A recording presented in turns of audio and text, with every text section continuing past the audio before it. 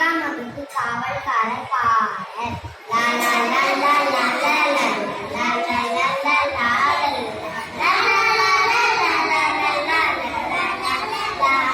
லா சட்டை மேலே கோட்டு மாட்டி ஜரிகை போட்ட பேட்டி கட்டி நட்ட நடுவே தோட்டம் தண்ணில் ராஜா போலே நின்றிருந்தார்.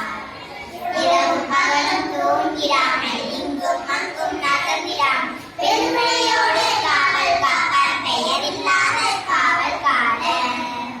காக்கை குருவி அங்கே வந்தால் காவல்காரன் நிற்க கண்டு சீக்கிரத்தில் வந்த வழியே திரும்பி ஓடும் பயந்து கொண்டு.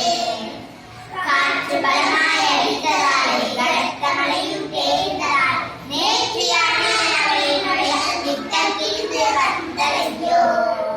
இதனை கண்ட காவம் ஒன்று இந்த சமயம் இவருக்கு நாம் உதவி செய்தால் பயமில்லாமல் உழவலாமே என்று கருதி அருகில் உள்ள வீட்டுக்குள்ளே யாரும் இல்லா வேலை சென்று கருப்பு கோட்டு வெள்ளை சட்டை கட்டிக்கொள்ள ஜரிகை பெட்டி எடுத்து வந்த காவல்காரர் இருக்கும் இடத்தில் போட்டுவிட்டு உடுத்திக் கொள்வேன் என்று சொல்லி ஒதுங்கி நின்று பார்த்ததற்கே காவல்காரர் பழைய உடையை கழற்றியே போடவில்லை.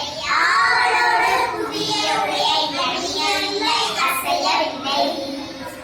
உடனே காவல் மணியில் சென்று உற்று நன்றாய் பார்த்த பின்னர் அடே இந்த காவல்காரர் யாரோ என்று நினைத்திருந்தேன்.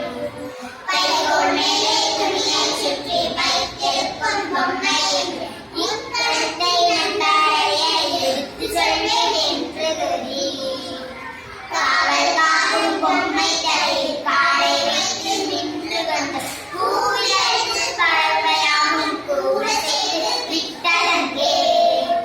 லா லா லா லா லா லா லா லா லா லா லா லா லா லா.